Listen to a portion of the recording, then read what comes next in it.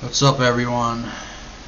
In this video, 3 cold cases solved with insane twists.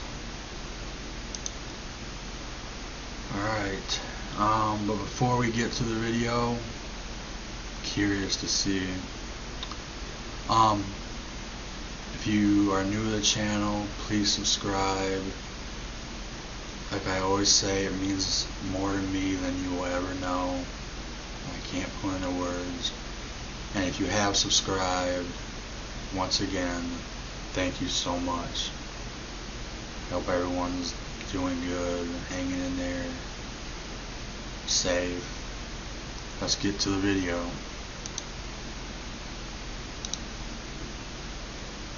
"36-year-old Flora Stevens lived in Sullivan County, New York in 1975. She was an employee at the Concord Hotel and was married to Robert Stevens. On August 3rd of 1975, Robert dropped her off for a doctor's appointment at the Community General Hospital, located in Monticello, New York. When Robert returned to pick her up, she had vanished. He reported her missing after he was unable to find her. Detectives periodically reviewed the case to find Flora, but were never able to develop leads. On September 15th of 2017, the Sullivan County Sheriff's Office was contacted by a New York State Police investigator who said a set of unidentified skeletal remains were found in southern Orange County. The woman whose body had been dumped roughly matched Flora's general characteristics, and the investigator was hoping that any living relatives could provide DNA for identification. Instead, investigators discovered someone was using Flora's social security number in Massachusetts. Detectives tracked down the social security number to an assisted living facility in Lowell, Massachusetts. Staff at the facility confirmed that the number belonged to Flora Harris, who had been at the facility since 2001. Investigators decided to go talk to 78-year-old Flora, but found she suffers from dementia and is unable to speak more than 1 or 2 words at a time. She did recognize her ID from the Concord Hotel as her own. Officials were able to trace Flora's medical records back about 30 years and learned she spent time in a nursing home in New Hampshire and at St. Luke's Roosevelt Hospital in Manhattan. Unfortunately, because of her illness, it is still a mystery how and why she disappeared from Monticello in 1975 and where she went. Frustratingly, authorities have been unable to locate any living relatives. When showed a picture of her younger self, Flora said, "Me?" And when showed a picture of her husband, Robert, she said, "Robert." This confirmed to investigators that Flora Stevens and Flora Harris is the same person.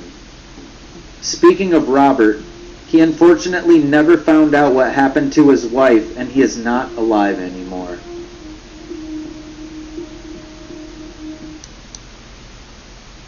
Okay, let's strategize. We really need to get this wood so we can get this gun. Yes, last second we got it. Okay, maybe we can get this one. No.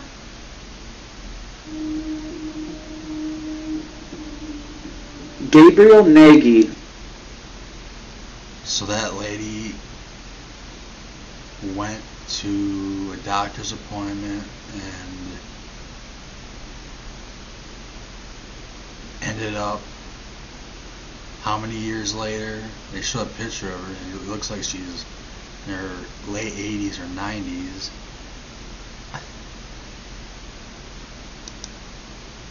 Lived in Sydney, Australia with his wife Pamela, his son Stephen, and his daughter Jennifer. Gabriel immigrated to Australia with his parents when he was a young boy and loved living there. He was a devoted father and had a family that respected him and could not imagine anything ever getting between them. But unfortunately, something did. Gabriel worked as a shop fitter.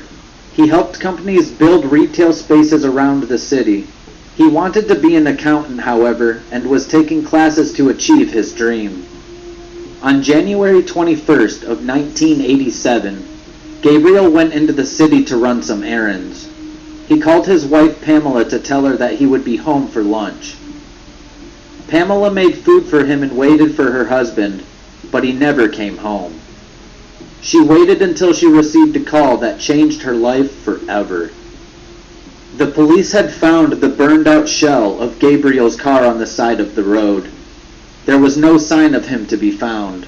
Did he fake his own Pamela death? and her 2 children started putting out missing persons flyers all over Sydney. Did he fake his Surely, someone had to know what happened to Gabriel after the car I accident. think he faked his own death. Unfortunately, no one knew. 2 weeks after Gabriel disappeared, the police determined that he withdrew money from a bank in the city of Newcastle. Newcastle is about 100 miles away from Sydney. His family was hopeful about the new lead and believed this would help them find Gabriel. The lead turned into a dead end, however, and the case went cold for 2 more decades. There was a senior constable by the name of Georgia Robinson.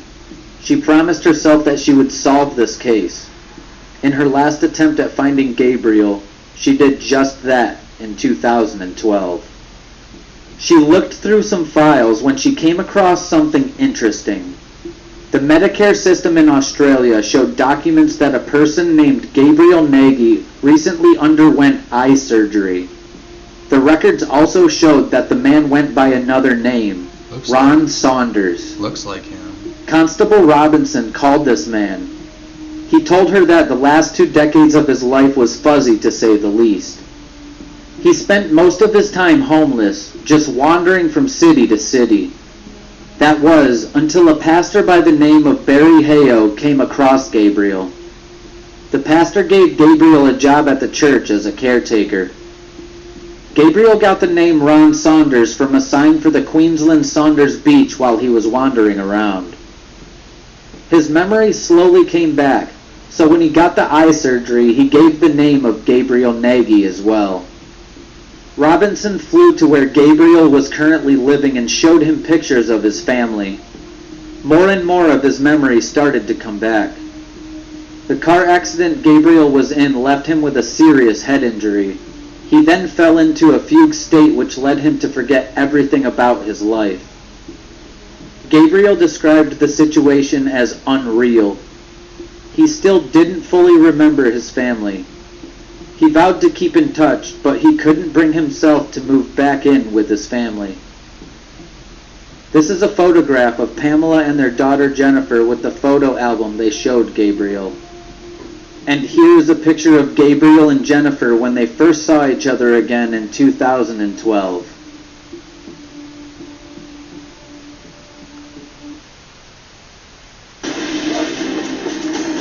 These game ads are fake. These game ads on YouTube are fake. Carlina Renee White was born on July 16th of 1987 in New York City to parents Joy White and Carl Tyson. On August 4th, 1987, when Carlina was 19 days old, her parents took her to the hospital since she had a fever. A woman that was dressed as a nurse had comforted the parents at the hospital, but was in fact not a hospital employee.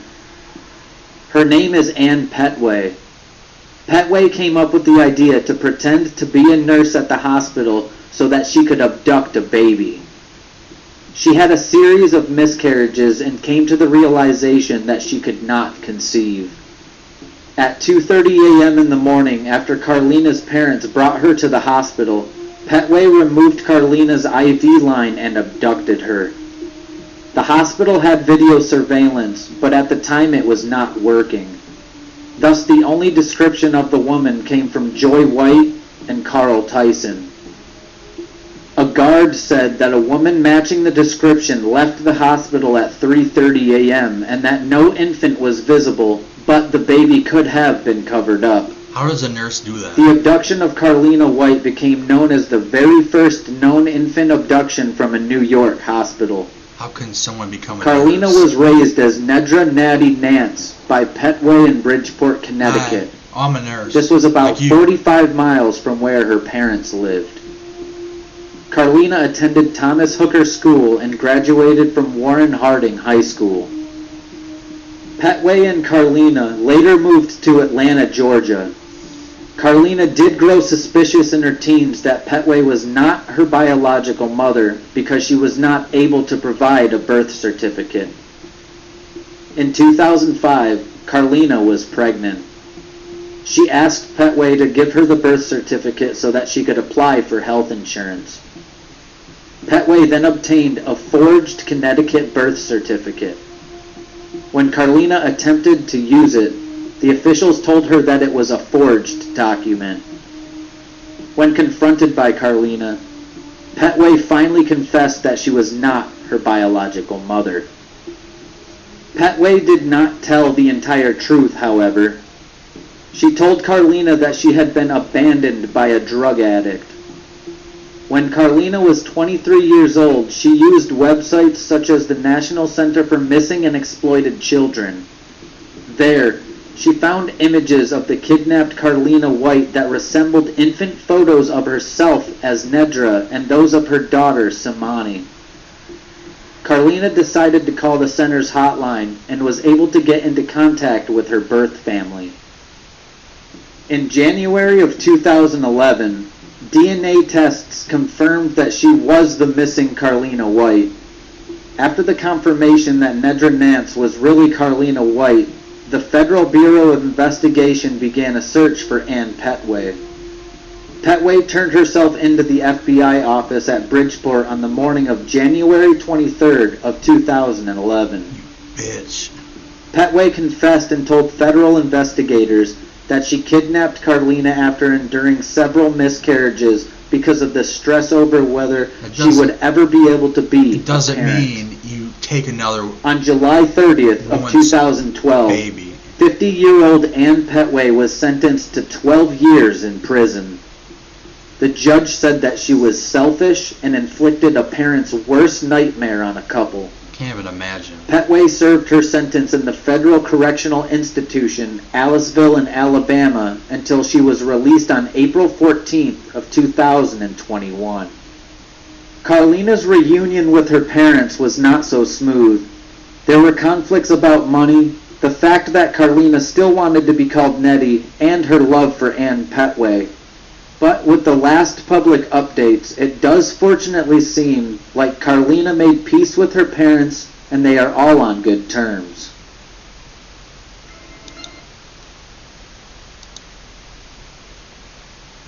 She still wanted to have contact. That part, I can understand because it's psychological. When you think a woman who's your real mom and has been good to you for, 21 years later, 22 years later, you get attached psychologically. Only because that baby was forced growing up thinking that woman was her real mom, or it was like a forced connection, like a cult. And she still wanted to, what was it? And indifference about money. It said that as of today, they're fine and stuff. What's the money part about? What money? Was the kidnapped baby like, I'm your daughter, give me some money? I don't get it.